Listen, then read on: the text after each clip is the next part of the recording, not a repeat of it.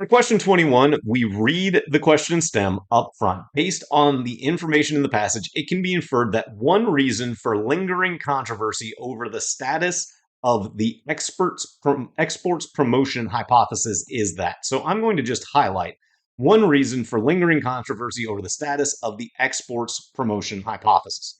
And hopefully, from our upfront read, we know that the acceptance of the exports promotion hypothesis is in the first paragraph.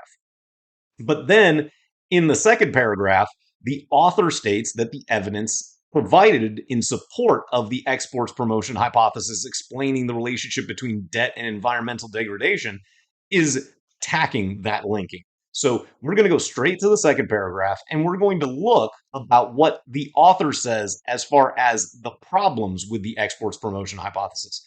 And so I'm just going to read from here through kind of the middle, understanding that I don't need to go outside of this window. So with respect to the exports promotion hypothesis, one recent study does suggest a positive correlation between international debt and deforestation, but it also indicates that other factors besides debt may play a stronger role. Another study found that only a slight positive correlation between debt and deforestation. In fact, in one nation, correlation was negative, contrary to the environmentalists' expectations.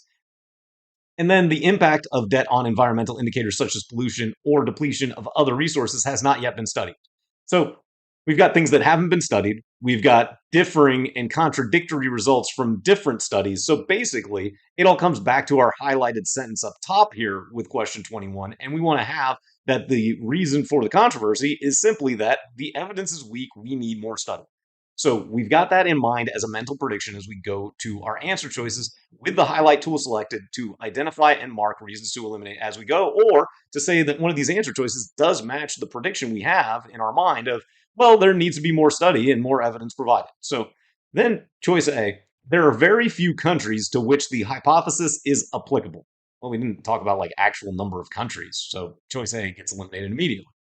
Then choice B, the hypothesis has not been fully investigated. Oh, this is great bland LSAT language of saying they didn't give us enough evidence. So I just highlight hypothesis has not been fully investigated and go, B seems to be a pretty nice bland paraphrase of what we expected. This allows us to move more quickly through the remaining options. Debt must be increased in order to increase exports. Well, debt being increased and increasing exports, that's not the issue, and it's an extreme statement anyway, so we can eliminate choice C. This is, again, just not matching the information in the passage. Then choice D, environmental degradation is not measurable. Absolutely, it's measurable. The author is saying we need more studies to measure it. So this, again, is just a reversal of the information in the passage.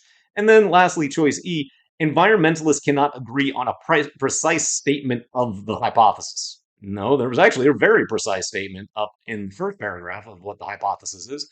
So that's incorrect as well. And you can see again how the highlighted sentences can inform where to go reread. And hopefully we were able to have that prediction up front that led us to the correct answer of B.